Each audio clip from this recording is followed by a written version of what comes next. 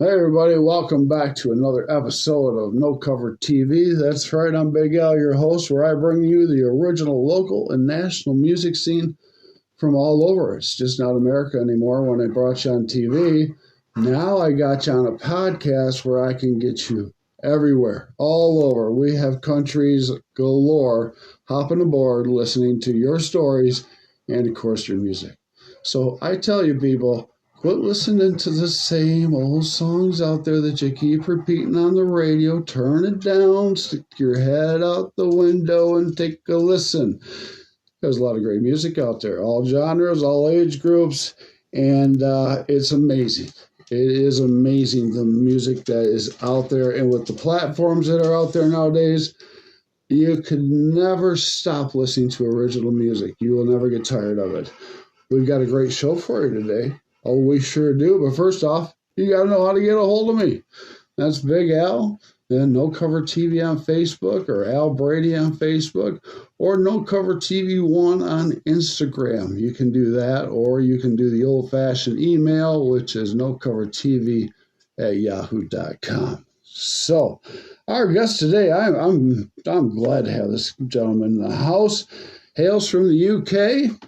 His name is Karl Eland. How you doing, Karl? I'm okay, Al. Brilliant. God, that's excellent, my friend. So how is the weather over on the other side of the waters? Cold and rainy. Cold and rainy. Oh, no. The summer is gone. It is. The fall hit us, and it's falling now. So the winter is right upon us. Yeah. So, yes, indeed. So, Karl, we got quite a bit to talk about. You're an interesting gentleman. You've been doing this for quite some time, I see. Yeah. Yeah. So I'm going to pick at you a little bit here and there, if that's okay with you. Yeah, that's fine, yeah. All right. Well, how about we jump in my little spaceship, my little time capsule, all right? Yeah. All right, let's go. Let's do this. All right. I'm going to bring you back to 15 years old. What are you listening to, Karl? What are you listening to? Well, I grew up listening to a lot of American music, probably because of my mum, who was a big fan of people like Bob Dylan and Neil Diamond. Oh, yes. She liked John Denver, the folk country artist. Mm-hmm. And so I always sort of was drawn to American storytelling, lyrical type music. And by the time I got to 15, I sort of continued in that trend. And I was listening to people like Springsteen and Tom Petty. Yeah. And I also like U2, who are not strictly American. Right. And Steve Earle and acts like that, again in that sort of storytelling Americano sort of tradition. And that's the music I loved and lived for when I was 15 years of age. That's very unique because everybody you mentioned, those influences are in your music. I can tell. Yeah, very much so. Yeah. So it looks like it was in the early 20s that you picked up the guitar. Yeah, I first started playing open mic nights in my local town, and just playing songs by people like Petty and U2 and Springsteen, and then from there I started to really write my own songs then as a continuation from that. Okay. And my hometown is slap bang in the middle of Manchester and Liverpool, which are big music towns. Nice. So then I started venturing out to the big bad city, and I played gigs at the Cavern in Liverpool, which is where the Beatles began playing. Yes. And another, a few venues in Manchester. And then from there, I ventured into the even bigger, badder city, which was London, I guess. Mm-hmm. And I lived in London for a couple of years and played all the bars around. They're usually playing just acoustic, really, at that point. Okay. Just sharing my songs in a sort of folky tradition. But my sound, they were always rock songs that I was playing on an acoustic guitar, if you know what I mean. Right. Now, when did you decide to get out and start playing? What age were you at? Probably about 1920. I learned the guitar when I was 15. Okay. I had a couple of lessons, but didn't really get anywhere. I ended up just learning on my Right. own, I really. understand. I think a lot of people do that. Yeah. Yes. And just, just picking things up off people at parties and things like that, and, through friends. But again, where everyone else was sort of into the, learning all the guitar licks and riffs and how to play solos, I was always focused on, but how do they write the songs? How do they get across that message? I always wanted to write songs that sort of, touched people in the same way that the songs had affected my life, if you know what I mean. I do understand. So I was always focused on the lyrics, That's and beautiful. the storytelling side. And you do a great storytelling, which we'll get into that in a little bit here. But I want to tell everybody in podcast land, Karl Eland here from the UK, country, a little bit of pop in there, and I see just a little bit of, an edge of uptones in there. Right, yeah. Yeah, you got your own style, which is really it grabs you. You go. Oh, brilliant! Thank you for saying that. I appreciate that. Very nice, very nice. And being a singer-songwriter, incredible. And we got to touch on that in just a second here too. So now, I've been listening to your music and stuff here. Now you started solo. Did you put a band together? Do you have a band, or are we sticking solo? What are we doing? I was in bands around early 20s, which was great. I was in a Beatles cover band for a while, which was I learned a lot of things from that. All right. But eventually, due to probably me carrying on when everybody else didn't carry on, right, I ended up going solo, and now I play everything that you hear on the songs I've done myself. That is incredible, because back in the day, you played out with some pretty decent national acts. Yeah, I supported Badly Drawn Boy. I don't know if you've heard of him. Oh, yeah. Yeah, he's pretty good. Who else did I open? I opened up for a band called Chaz and Dave, who might not be that popular over there. But Deacon Blue, have you heard of Deacon Blue? Yes, I have. Yeah, they were an 80s sort of pop guitar band. Nice. I was opened up for a few acts, and sometimes I used to open up just with my acoustic guitar, which was different, That is different. That's incredible. Yeah, but it always went down well enough, I got away with it somehow. But now, I do. I basically, after my time in London, I came home for a while, and I ended up going to Nashville.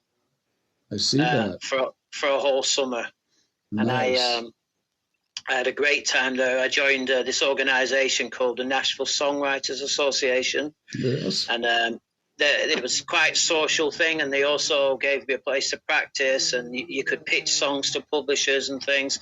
And I played all around Nashville, ended up playing at the Bluebird Cafe, which was quite a good venue to play. Very nice. And then I came on from Nashville, and realizing what I had to do, that's when I set about recording these songs. I wanted to get something down. So around 2020, I started recording, and that's, sort of what's led me up to here now. Okay. All right. Now, you jumped ahead on me, but let's talk about Nashville here. Okay? Oh, sorry about that. Yeah. Oh, no. That's all right. This is your show. We're going wherever you want. So Nashville here. We got to talk about Nashville here. I have quite a few signed artists out of Nashville. Are you planning on going back? I would love to go back. Yeah, I'd love to go back next year, really, yeah. Okay. I just had the greatest time, the nicest people, music crazy town, which is my kind of town, really. I was surprised that although it has a massive tradition of country music, I think today it's just all kinds of music. It's sort of become a little capital of music, really. It is. Like New York and stuff. And the people couldn't have been nicer. The weather couldn't have been hotter. Yes. I stayed at a lovely place in Nashville. It was just the greatest time in my life, but unfortunately I had to come home for one reason or another. Yes, of course. But I would love to go back. Yeah, I want to go back. What I wanted to do was come home, record my songs, and then go back next year, which was my plan, really. Well, and with everything that's been going on, it hasn't been the best time for travel, but I think we're sort of past that now. So yeah, I'd love to go True, back. true. So if you do head back to Nashville, please hit me up. I got some people I'd like you to talk to, and another place you could possibly play called Bootleggers. All right, yeah, definitely. Yeah, that sounds brilliant. Yeah, thank you. Definitely. No problem, my friend. Anything I can do. Now, let's talk about Karl's creative process and writing style. Where's this coming from? Um, I think I usually start. One of the biggest questions you ever get asked in music is, do you get the lyrics or the music first? And I think I would definitely say the lyrics. I get an idea for a song. Sometimes it can come from like a catchphrase or a saying, or so I usually get a nice title that I work with, and I just write it in a book, and sometimes I can come back to that, 2 years later and think, oh, that title would be really good for, this sort of song idea I have. Right. So I sort of jot the lyrics down really first. Okay. And then I guess my process from that is to just pick up my guitar and just play and play and play until I hit something, Okay. And it can take a few hours, it can take a week or so, but eventually you hit something that sits right with them words, and then you juggle the words around, and right. And you get yourself. I write everything acoustically. I don't write, and then I take it to record it afterwards. If you know what I mean. I do, because that's how I do it. Everything's written on the acoustic, and then goes to the electric or wherever it needs to go. Yeah. So now, once you're writing it and you got it down pat, are you bringing it to the studio and letting them engineer it and making it what it needs to be? I usually. When I work with a producer, I usually play and arrange all the instruments myself. Nice. Very nice. The bit I can't do is mix. I can do it to an extent, but I seem to not have the ear for arranging the parts into their own little place. So I definitely always need a producer to do that bit for me. Yeah, takes that ear. Yeah, but the only reason I'm saying I do all the parts is because that's all I've had. That's all I've had to work with up to this point. But going forward, if I was to, record in a big studio kind of thing, then I would definitely love to work with, the great slide players and, a great drummer and everything else. I'm quite open to working with a proper, really good band. I think it could only make it even better, if you know what I mean. Oh, it would, definitely. Now, let's talk about CDs, past, new. What's going on? Do I have any CDs, you mean? Yeah. Everything I have at the moment is only on streaming at the moment. All right. And you got quite a few stuff. Yeah, I've recorded 24 songs, which is a bit like a double album, if you will, in the old way of. Oh yeah, it is. Yeah, and they're on Spotify and Apple and YouTube Music and all the rest, but I haven't actually got any CDs. So at the moment, I've just been getting them up onto the streaming platforms, and then I'm going to think about that next, really, distributing CDs as well, because I think people still like CDs and they sound better as well, Yeah, and a lot of people over here are starting to go back to vinyls and stuff like that. But definitely the platforms are the way to go. It's a way to get your music out worldwide. Definitely. Yeah, exactly. Yeah. I mean, it's awesome, really, isn't it, that you can do that, It is, compared to 20, 30, 40 years ago when we had to open the trunks and put the posters on the telephone poles and give cassette tapes out. I was speaking to someone recently, and they said there's a good and bad advantages and disadvantages. The advantage being that anybody can now compete on a world stage, but the disadvantage is you're competing against all the greatest music that's ever been written. Yeah, true. Yeah, very true. You're up against all the great songwriters in history as well. You're competing for everybody's listeners' attention, but exactly. It's all good. It's all good. So now you've been doing this a while. I am sure that you've got a catalog of quite a few songs under your belt. Yeah, I've got about 100 songs that I've written. 100 songs written. When are we going to get them out?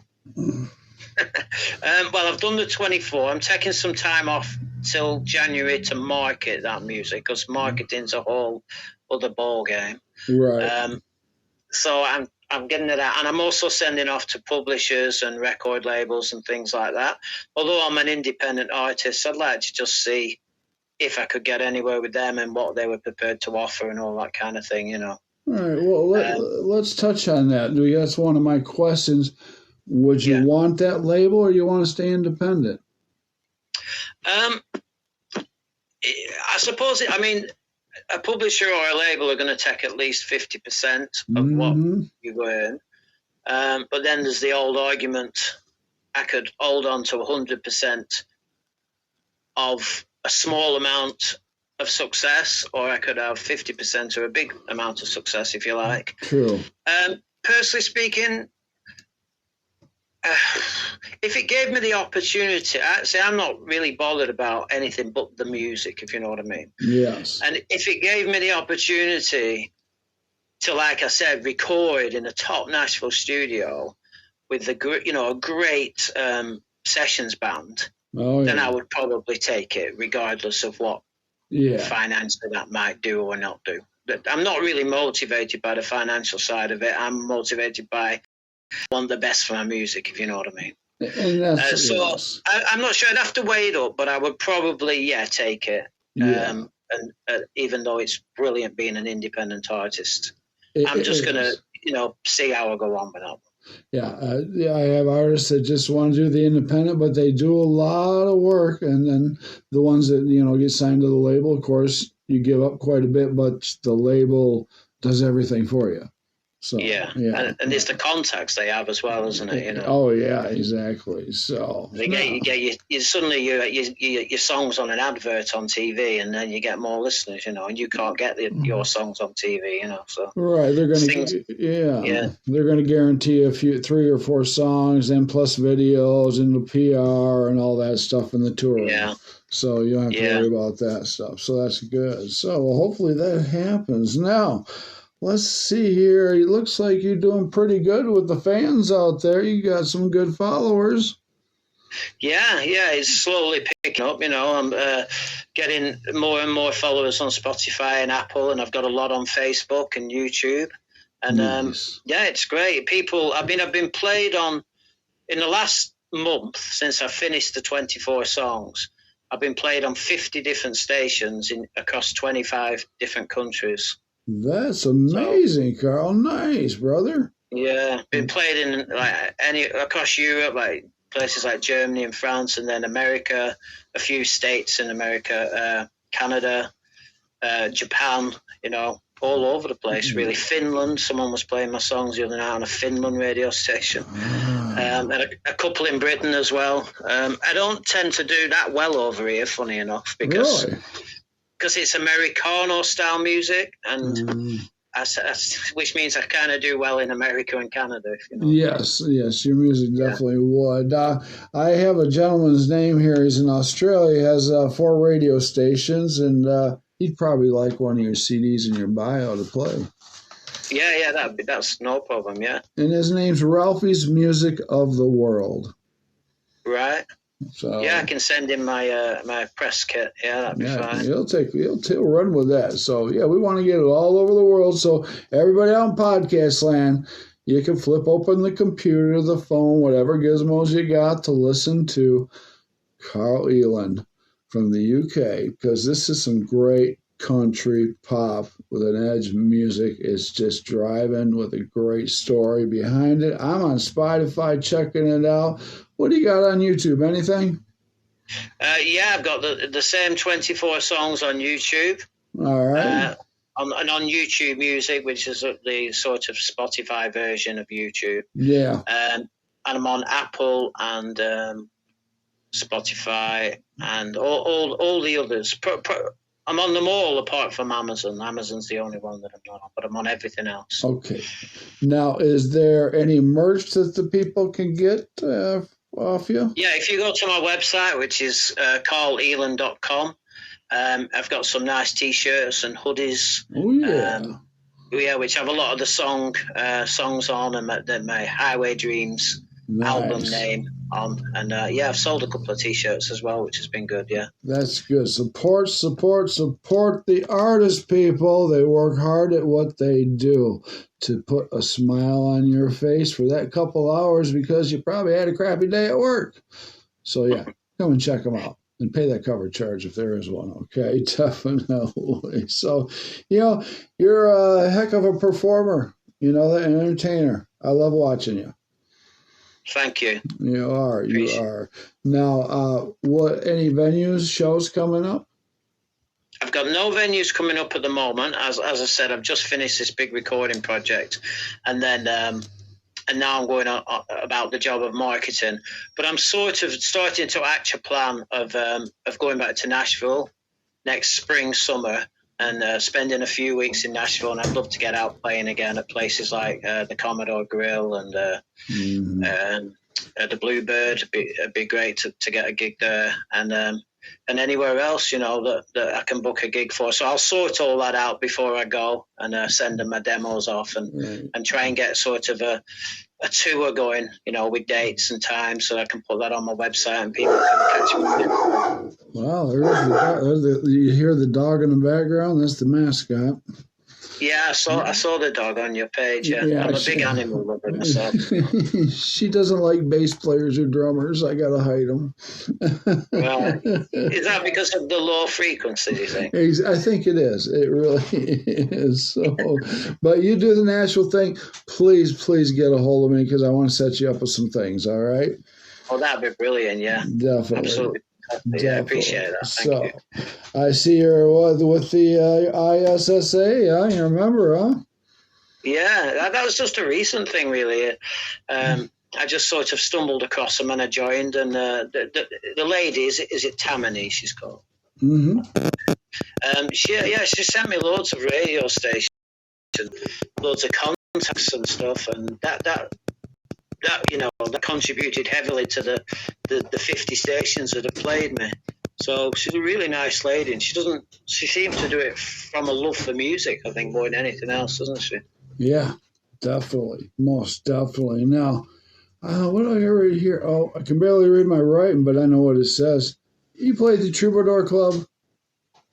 Yeah, I played the Troubadour in England. There's a Troubadour Club in England. I know. Not the one in LA, yeah. No. The Troubadour in London is actually the first venue in the UK that Bob Dylan ever played. Beautiful.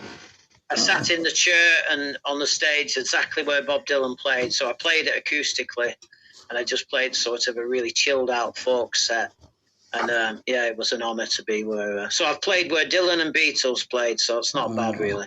I'm coming out. We're going to hang and have a beer, buddy, all right? Yeah. If you ever come to England, let me know, man. Oh, I will let you know, definitely. So now I got some basic questions I like to have some fun here with. So we got quite a bit covered here. Now, what's the local scene like? You said you had a little tough time there with your music, but is there a lot going on? Yeah, it's not bad. I live in a relatively small town. Well, it is actually a city, but it's not a big town, really. It's okay. There's a lot of open mic nights. There's probably about 10 full band type music venues. But a lot of people who sort of get big in my town of Preston probably venture out to Manchester and Liverpool, which has got massive music scenes, Ah, yes. And then they go down to London. But yeah, I would say it's pretty good, this town, and I've enjoyed playing here a lot, and yeah, it's been good to me, really. Yeah. Wow. Yeah, I've done quite a few UK shows and some heavy death metal and punk, and we got some. Whereabouts have you played, if you don't mind me asking? On the show. Yeah, whereabouts did you play in the UK? Death Pigeon was one of the bands. Right. That took my soul out of my heart. I just about collapsed on that one. Yeah. So wow, I bet it was. But I have a lot of fun with all the artists around the world. I think my most difficult interview was with a band in Spain, Barcelona. A little dialect problem, but we understood each other. Understood. So, well, it's great. This is like going around the country. We're getting you around the country, the world, I should say. The Karl Eland, check him out. Check him out. So let's get to another question. All right.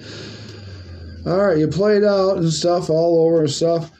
What's the one place, stadium, stage you want to step foot on and play? The dream stage. If I was my ultimate dream fantasy, probably Madison Square Gardens, I think. That's what I want to hear. The Madison Square Gardens. As much as I'd like to play Wembley in London. Wembley, yes. Yeah, I think Madison Square Gardens would just be awesome. Or one of the big football stadiums, like the Giants Stadium, something like that. Yes, and 50,000 to 100,000 people, of course. Yeah. Why not? I think we've made it at that point in life. So now, the next one, I'm going to piggyback on that. You're on that stage, the one you want to be. Let's say it's Madison Square Garden. Who is it? Who's that band? Who you want to open up for that you always wanted to? I'll probably go with. I'll give you two examples. I'll give you Springsteen as a classic band, right? And as a modern band, I quite like the Killers. Okay. So I think I would like to open up for them of a more contemporary band, but Springsteen and the E Street Band, or U2 as well. I like U2. Yeah, U2, definitely. Great groups, great groups. Oh, that would be awesome to be on stage with those gentlemen playing in front of thousands of people. Yeah, I mean, that would be just an amazing dream, definitely. So, now another question I have for you. You've been on the stage. How many times do you think you've been on the stage playing? About 500, 500 times. All right. Every time you walk up on that stage, you pick up your guitar and you start singing, and the people start jamming and listening to your music, and they're singing along with you. How's it make that heart feel? I get quite nervous, to be honest, before I go on stage. I'm one of these walk around the car park type people. Yeah. Going through my lines, making sure. And then when I get on stage, I start playing. It probably takes me a couple of songs to calm down. And then when I get into it, then I just relax and think, oh, well, if I enjoy it, then the crowd enjoys it. So I get into it. It takes me a couple of songs to chill out, really. Yeah. That's cool. And I'm sure, Karl, you're very approachable. I'm sure you don't bite too hard when they approach you. No. So not at all. Not at all. He says now. So you do a 2-3 hour set. You're all wound up after that. I know when I used to play, it took me several hours to wind down. How long does it take you to wind down? Yeah, probably about the same amount of time. Probably till the next day, really, when I wake up. Yeah. Yeah. But yeah, it can take a while. It's a strange feeling sometimes going from playing to a crowd and then all of a sudden you're on your own in a room or whatever. It can be a strange sort of transition. But yeah, it takes me 2 or 3 hours to calm down. It does. It does. Yeah, and I try not to be like I used to have this quite a bad habit of coming off stage and then focusing on all the things that went wrong and the things that I didn't do right and that. And now I just think, well, what the hell, Yeah, let it go. They didn't know. Yeah, let it go. Just move on, and it doesn't matter at the end of the day if people had a good time. Right, as long as they had a good time, you did your job. Yeah. You did your job. So let's talk about a couple songs of yours. How about we do that? All right. Yeah, that's fine. Yeah. All right, let's see. Now, I'm liking this Ride It My Way. I like the story on that song. What's that about? It's basically a sort of a take on, the classic My Way. I'm going to do things. But again, that sort of phrase, that title came to me, if life's a highway, I'm going to ride it my way. I mean, that is just born to be a song, just the alliteration in that little rhyme. Yeah. And then I started thinking, I'm going to, and I started thinking about my own life and no matter what anybody ever told me or advised me, I always said, no, I'm going to do it my way. I'm going to find a way to do music for a living, I can't play guitar. Well, that doesn't matter. I'll find a way. You know, you can't write songs. Well, I'll find a way. You know, That's I'll right. find a way to do it. And I always say yeah, and then learn later. You know, and I think that compared with the rest of my family or friends, I have gone about this, and not always to the to the positive, but I've always gone about things. I've made my own decisions and gone about things my way, and that's basically what it's about. You know, it's if you know I'm going to do it, I'm doing this thing my way, and that's where it sort of sprang from, the song My Way, and then it sort of it developed into a rock song. And it's really about my music career, and it's about me. And if people can identify with it, they can identify that. Ultimately, you've got to make your own decisions in this life. Yes, you do. So, yes, you do. Yeah. Take the right pathways. Lots to choose from. Just choose the right one. So let's jump to the next song. And I like this because you jump right into it. Digital Radio Land. That's a song about basically a little bit about technology. Yeah. I comment on technology and that, it's all well and good, all the AI and everything else and all the gadgets and everything, but we're definitely losing that human element. Yeah, we are. Interaction and relationships and emotional ties. And the character in the song, if you like, is experiencing a bad time, and he's literally got say forward wind 25, 30 years in time, and the world's got even more reclusive. Right. And this character's looking for someone. Is there anybody out there in this digital land, that can help me? But there is no one in the entire song because everybody's so engrossed in the technological world, if you know what I mean. So that's really what the inspiration for that song was. Yeah, I can see that now. Okay, next song. It's a lot different than the rest of my songs, that one. It's a lot different, really. But yeah, it works. It works well. It does. I like that, especially the jumping in. I love how you came in on this song. Yeah. Now, let's go with Ride Worn. Very nice. Very nice song. Which one, sorry? It's Ride Worn, I think it is. Is that Ride Worn? Worn or Worn? Maybe I got the wrong song. Well, if I got the wrong song, maybe it's another band. Who knows? But I do have another song. How about Our Town? Oh, yeah. That's upbeat. Our Town is... that song's really about appreciating where you're from and your hometown. It's very easy in life to, want to escape your hometown. And I write a lot of songs about that, getting away from everything and just taking off and all that kind of thing. Beautiful. And, I'm going to the glitz and the lights of the city. But it's really a song. It's really about a night out, really, a sort of night out, date night, if you like, with a girl. Okay. And, with the backdrop of my hometown and appreciating. And as the last verse says, no matter where you go in this life, you can always come back to your hometown. Your family and your friends are there. And they're always there. And I think it's important to respect where you're from. I agree with you there, Karl. Everybody in podcast land, Karl Eland from the UK, check him out. Get on the Spotify, all the platforms. Listen, get the digital downloads. Get some swag. Please get the swag and support. Now, I want to talk a little bit about what's the future looking for, Karl, huh? 5, 10 years? The immediate future is marketing and sending off to some music industry people and planning this Nashville trip for next year. Right. The long-term future is...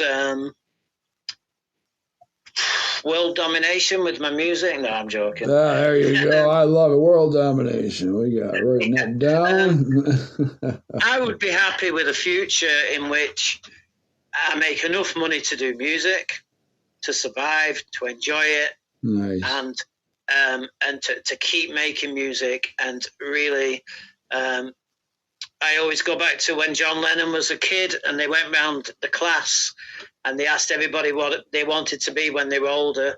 And everyone was saying, fireman or whatever. And his answer was to be happy. Right. And I think that if I can I'd love a future where you're just happy and I can play my music. So I like that. I like that.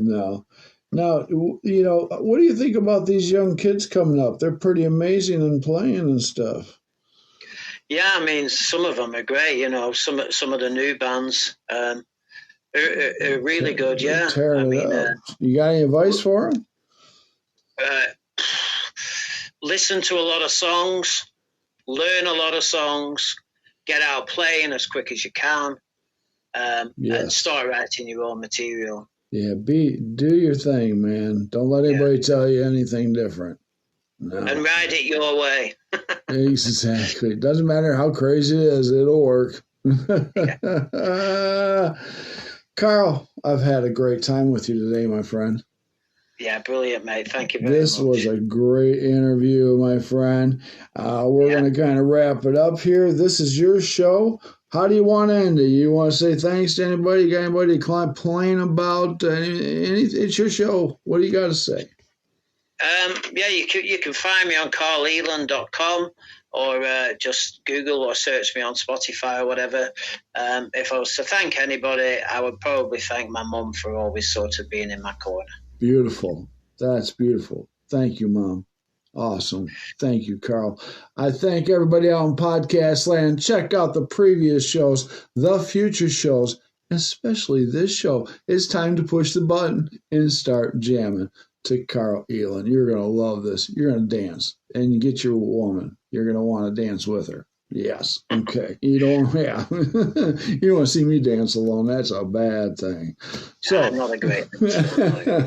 Karl, I'm going to keep my tabs on you and watch you, and we're going to get you back on the show, my friend, sometime soon. All right?